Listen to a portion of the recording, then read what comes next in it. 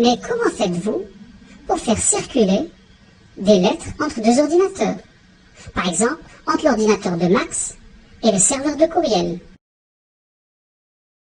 Mais non, ce ne sont pas des lettres qui circulent, mais des signaux électriques. Le courriel est encapsulé dans l'ordinateur de Max, puis expédié dans le réseau, sous forme de signaux électriques, 0 et 1.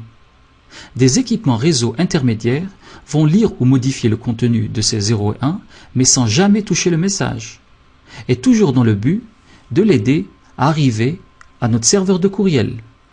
Notre serveur de courriel décapsule ce qu'il reçoit, pour connaître le destinataire. Le message sera encore une fois encapsulé, décapsulé, puis encapsulé pour être décapsulé une dernière fois dans l'ordinateur de son supérieur Tom. Mais vous utilisez des moyens bien étranges pour transporter des 0 et 1. C'est quoi pour un informaticien l'encapsulation des courriels? Ah, mais c'est notre chère encapsulation et décapsulation. Prenons l'exemple de notre encapsulation et décapsulation qui ont lieu entre l'ordinateur de Max et notre serveur de courriel. Le courriel est d'abord découpé en petits morceaux.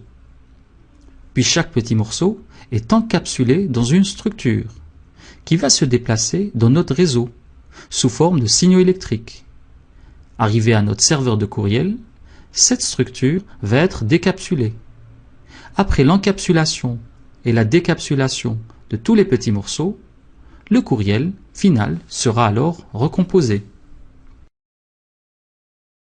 Et qu'est-ce que vous mettez dans ces capsules?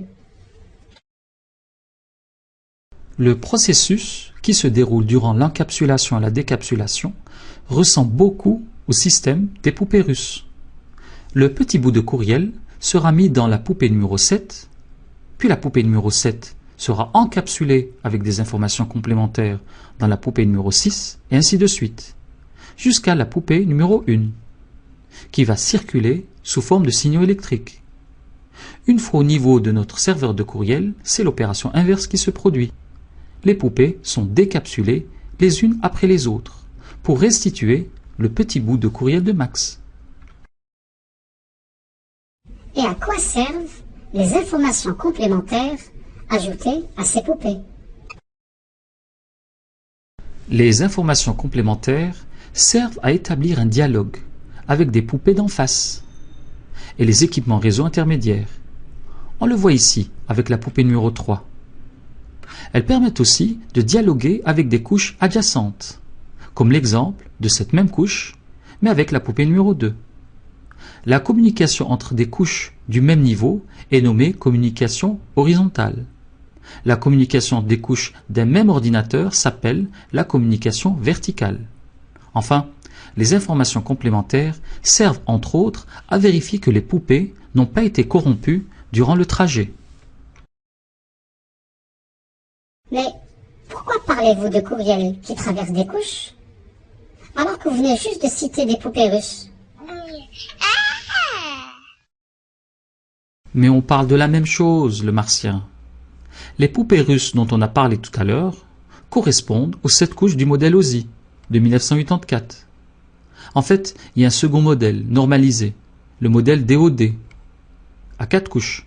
Quant à lui, est établi en 1970. Mais des correspondances existent entre les deux modèles.